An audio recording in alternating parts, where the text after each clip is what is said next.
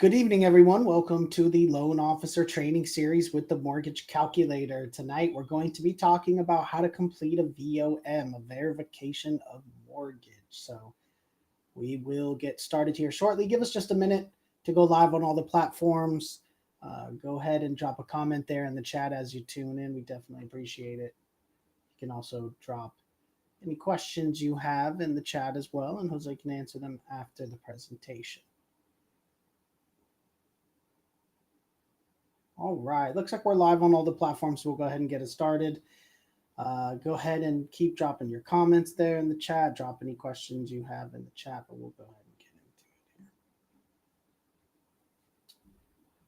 All right, so welcome everyone. My name is Kyle Hershey. I'm the COO of the Mortgage Calculator, joined here by our president, Nick Hershey, and our sales manager, Jose Gonzalez. We are a lender that specializes in non-QM loans, and what we do every Tuesday, Wednesday, and Thursday evening at 7 p.m. Eastern on this show is a loan officer training. And tonight's topic is going to be how to complete a verification of mortgage. So something very simple, very basic, but very essential to go over here tonight. Especially for any newer loan officers or loan officers just getting back into the swing of things. So, Jose, I'll let you go ahead and take over from here. You can share your screen and we can get into the presentation here. All right. How's everybody doing today? You should be, my screen is shared, so I guess you just pull it up when you can.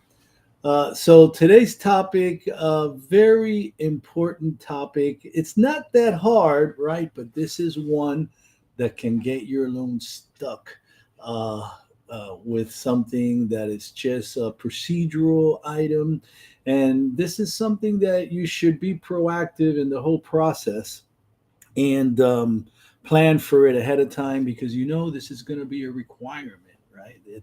This is going to be a requirement on all loans. You have to verify the payments on the mortgages. Depending on the loan type, sometimes it's just on the subject property. Other times it's on every property that the borrower has on their credit. And other times even properties not on their credit, depending on the loan type that you are doing, right? If it's an agent's, if it's a loan where all these properties are in their personal name, you're definitely going to have to verify everything, even stuff not appearing on their credit.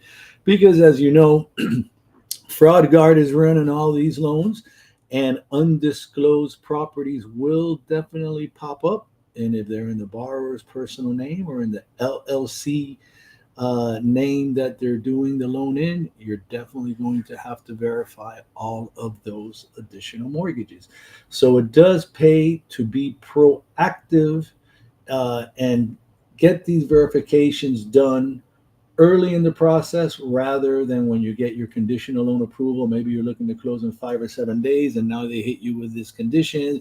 Borrower doesn't have all the documentation that they need, and it could be quite a headache. So let me go break it down for you. So what exactly is a verification of mortgage for those of you new to the industry or for those of you out there that are prospects, borrowers looking to do your loans and want to make sure you dot your I's and cross your T's?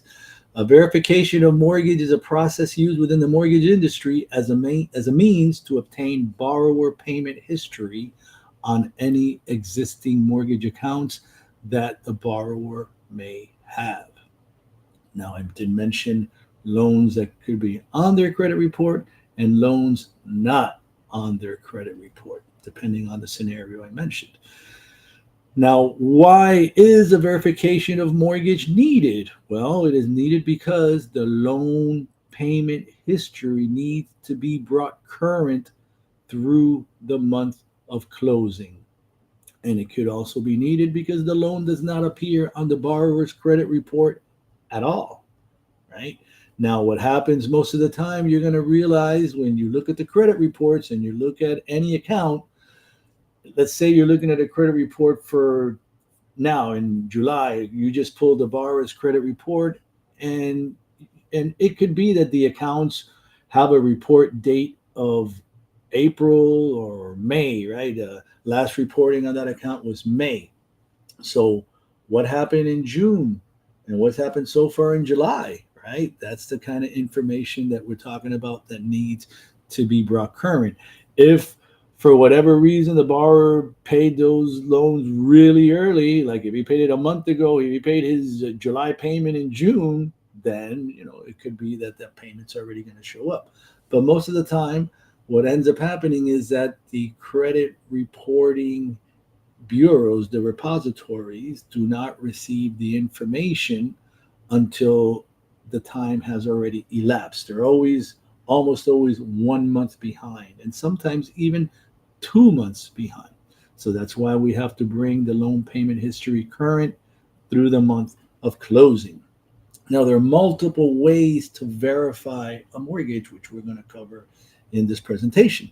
You're looking at an actual verification of mortgage form. That's a form that the uh, loan officer, loan processor, whoever is responsible for that process within the lending institution, that document is generated in-house, signed, complete. The top form is signed and it's sent to the loan servicer. That's really, and I'm going to cover that in more detail, but that's probably not the preferred way because that process can take a while for the loan servicer to complete the form, send it back to you, and then you have your fingers crossed, hoping that they completed the form correctly, with all of the sections completed.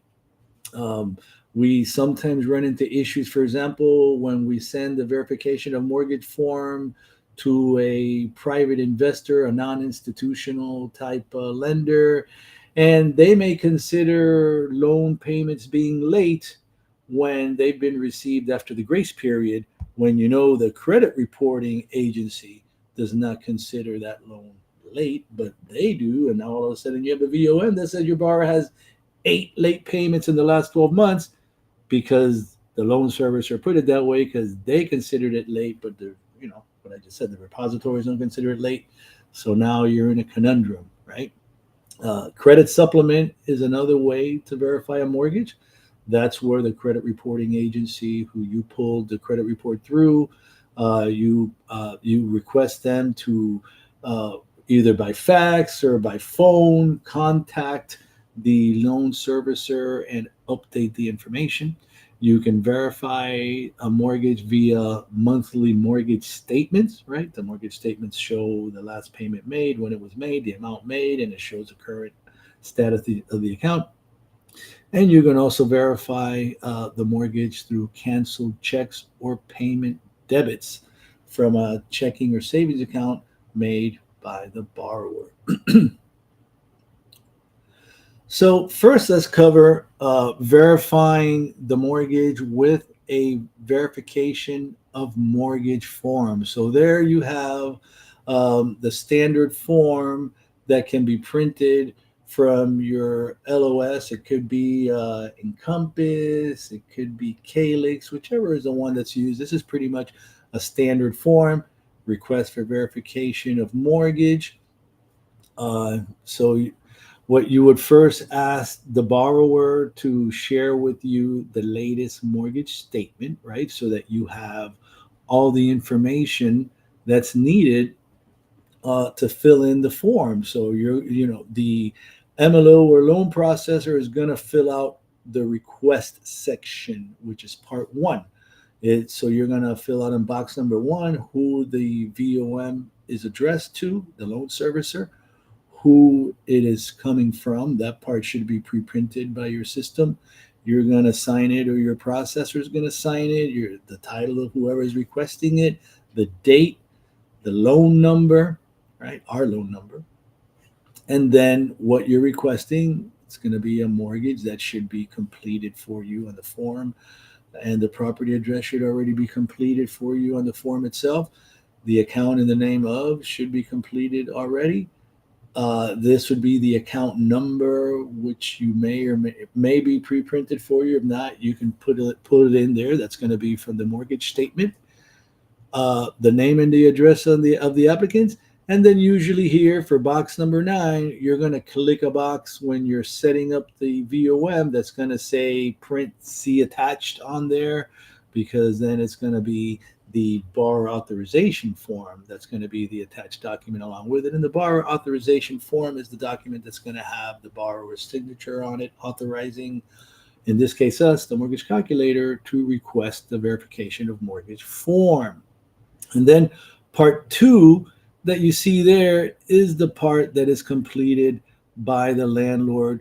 You would probably want to check for them before you send them the form. Check right here where it says mortgage account, because that's what we're usually going to be verifying. And then they're going to complete all of this information there that you see there. The date it was originated, original mortgage amount, all that good stuff on there. A number of times account has been 30 days overdue in the last 12 months.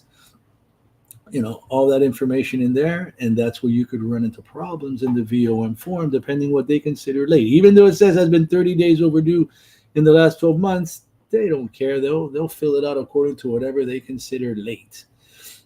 And then here is additional information which may be of assistance in determining the applicant's credit worthiness. If there's any remarks that they want to put in there, their signature, their title, their phone number, and the date. So the whole complete part two, except for you checking the mortgage account box, the loan processor or the loan originator before the form gets sent out. And then, basically once you complete this form, then you're going to reach out, really important, reach out to the loan servicer to find out what is the process for their completion of the form. Maybe they have a certain email address that it has to go to, right? It's not going to be just any random email address. I'm sure they're going to have a set procedure. Every loan servicer has a different procedure. And then you send it over to them for their completion. Now, very important, once that form is completed and you receive it back, make sure you review it for accuracy, reach out to the borrower, confirm that the information, maybe the borrower is going to say, no way, I was late 3 times. That's not right. So then at that point, you may have to seek one of the alternate methods that I'm going to show in a minute. But assuming that the form is correct, then that completed form is submitted to underwriting to hopefully satisfy the verification of mortgage condition. But again, like I stated, this is probably the least preferred method because the turnaround time could be a couple of weeks, and it may take a couple of times the form being completed before it's completed in its entirety. So for that, we have all of our additional options. Now we have option number 2. And again, I don't have these in order of preference, just in order of the presentation, right? Option number 2 is verification of mortgage with mortgage statements. Now, this is a more preferred method because it's pretty easy. Most underwriting guidelines will accept verifying the mortgage with the most current mortgage statements, whatever months you need to meet, right? You want to show the May payment, you want to show the June payment. Maybe they've already even made the July payment, right? The July payment would show up in the August statement. Once they make that payment, the loan servicer generates the new statement and sends it out, right? So the good chance they made the payment 2-3 days later, they get that mortgage statement. So you're able to verify your July payment, you're able to verify the June payment in the July statement, and you're able to verify what, usually that's how it works. It's like in arrears. The May payment will be in the June statement. So it's really important that you review the borrower's credit report, take note of what is the last month that was reviewed on the credit report. So if the credit report says May of 2024, it's going to say 5 of 2024 as the last month of activity. Then you're going to need the June statement to verify that May payment, possibly the July statement to verify the June payment. And if they're asking you for the July payment as well, depending what time of the month it is, they may ask you for that July payment as well. But remember, it's not 30 days past due until it's the end, past the end of the month. So usually they don't ask for the July payment if you are in closing your deal in the month of July. But that may vary from underwriter to underwriter. So then you, like I mentioned, you obtain the mortgage statements for the months needing verification. And it's really important to pay special attention to any past due amounts that may be showing on the statement, any accrued late fees that may be showing in the statement, or past due payments are showing. All of that kind of stuff may show up in the payments, or the statement doesn't show a payment made that month, right? So you got to look out for all of those things and make sure that you're not sending in a mortgage statement with either incorrect information or information that's going to blow the deal. Now, if they didn't make the payment, they didn't make the payment. What are you going to do then? But just make sure it's not a mistake. Make sure you check all that information with the borrower, because sometimes what ends up happening is the following, right? This is what happens here, where you send a statement and you get the deal in trouble when it was just a prematurely sent statement. Because what happens sometimes is loan servicers send the statement out real early, right? Like you may have them sending a statement out on the 10th of this month for August, right? What if the borrower made the payment on the 12th of this month, right?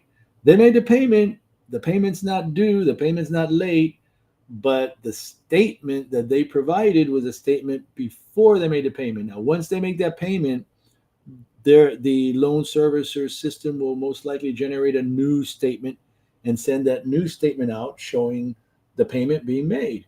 So that's critical, right? Because if they're sending you the statement they received on the 10th or on the 8th that doesn't show a payment yet made, and it shows them being past due for a payment that was already made, do not send in that statement. Ask the borrower, what's the status of this payment? Did you already make this payment? Good. Then you want to ask, did they already send you the updated mortgage statement? Let me know if you're going to get it. Or if not, then just seek the alternative method of verifying the payments, right? Don't go and send in a mortgage statement that was not the most updated statement and then have to send in a bunch of additional documents to prove that your borrower is not late, right? That could add a couple extra days underwriting time to a file, and unneeded hardship and stress, right? So again, review the statement and make sure that it's accurate. Confirm the accuracy with the borrower before sending it in. Because if this method doesn't work because of that reason, then another way, and this is one of the ways I like doing it, is the credit supplement, right? You can do the verification with a credit supplement.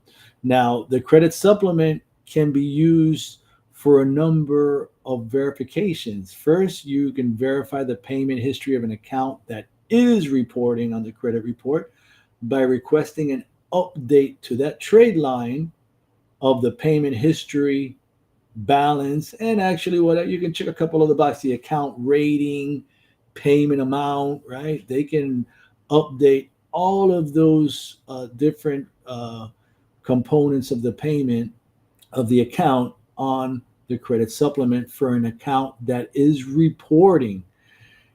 Now, the credit supplement is very useful to verify the payment history of an account not reporting on the borrower's credit report by requesting to add the trade line, right? That's a critical component. Here, you're not updating a trade line, you are adding a trade line.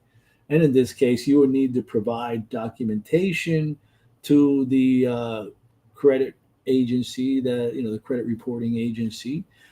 You would probably have to provide the mortgage statement if one is available, or any other.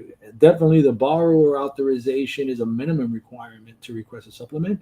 But if you have the mortgage statement that has all the information there, that's great. If not, you're going to fill it in on the request. But any documentation you can provide that helps them more clearly identify an account not reporting on the credit report is going to be very helpful to getting your credit supplement completed, especially for these accounts not reporting on the credit report, where you're going to be adding the trade line, where they're going to then document the payment history, the payment amount, the original account balance, the current account balance. These are all critical components of the payment that have to be included in the supplement, because if they're not, then they're going to ask you for additional documentation, which is what I'm going to state in the next slide. Um, keep Make note also that the credit supplement needs to be ordered from the credit reporting company that was used for the original credit report, right? You can't uh, have a credit report from company A and then ask company B to provide a credit supplement, because to do a supplement, you have to have an original report. That's the whole nature of what a supplement is, right? It's a supplement to an existing report. So then, if your credit supplement does not provide all the needed data, like I had one the other day where they were not able to provide the account balance, nor were able to provide the monthly payment amount. They provided that it was on time and when the account was opened and all that, but because we were missing those two components and no way that they were able to get that information from the loan servicer, who was one of these non-institutional type of lenders. We had to use the last method that I'm showing here in the last slide. Verification of mortgage was 12 months canceled checks. Right now, it could be canceled checks or it could be payment debits. A lot of people may not send checks anymore. They're just going to go online, hit the payment, send the payment from their checking or from their savings account, and then you'll have to provide the monthly statements showing the payment debits and clearly identifying the amount and who the payment went to. And if the payment amounts vary, they may even ask you for the 12 months of mortgage statements to show that you paid the amount that was actually due, right? That's that can be an issue when you have definitely can be an issue when you have accounts that are not reporting on the credit report or you don't have an amount. So again, it could be the payment, the canceled checks or payment debits. Now that's to verify payment history of an account reporting. Now to verify the payment history of an account not reporting on the borrower's credit report, it becomes a little bit more complicated, because when they're reporting on the credit report, the account exists, and maybe you're not going to have to provide all 12 months. Maybe you just have to provide whatever months are not reporting, right? It could be 2 or 3 months that are missing. So you just have to provide the last 2 or 3 months that are missing.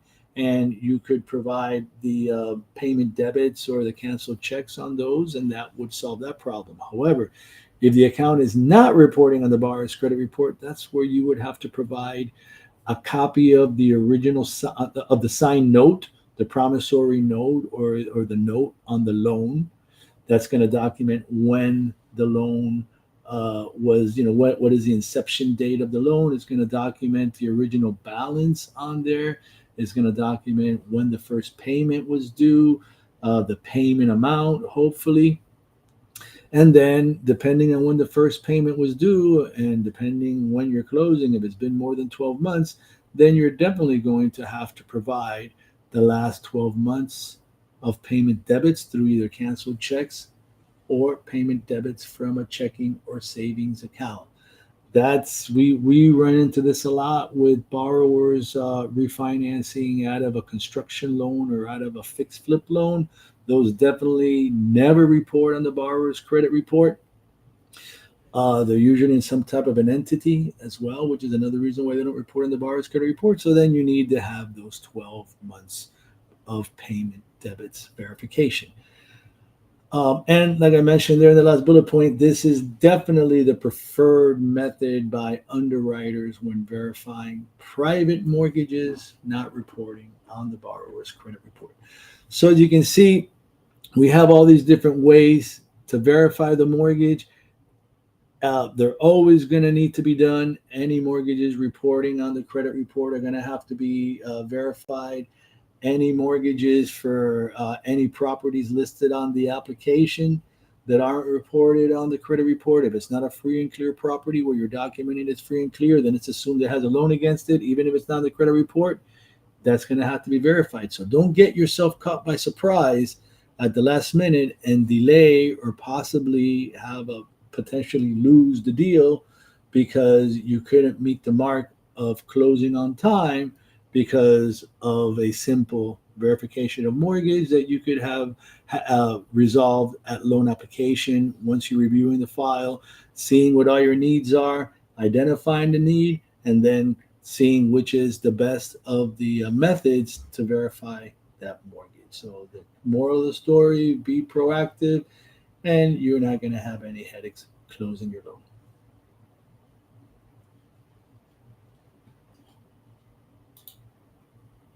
All right. So go ahead and ask any questions you may have here. We do have one question already, so we'll go ahead and pull that up on the screen here.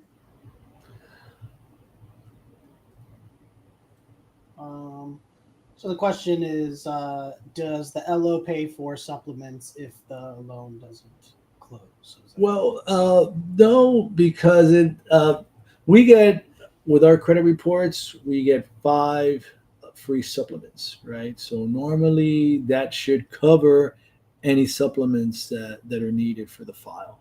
Now, if there's more than five needed, then there may be a charge for the supplement. And also, if you order it as a rush, there'll definitely be an additional charge, right? So again, don't wait to the last minute to order the supplement, so you don't have to order it as a rush. But normally, the five supplements that we get included with every credit report should more than cover any supplements that you need. All right. I don't see any other questions here. So I think we can go ahead and wrap it up. Great training here today and something that is very essential. So thank you, Jose.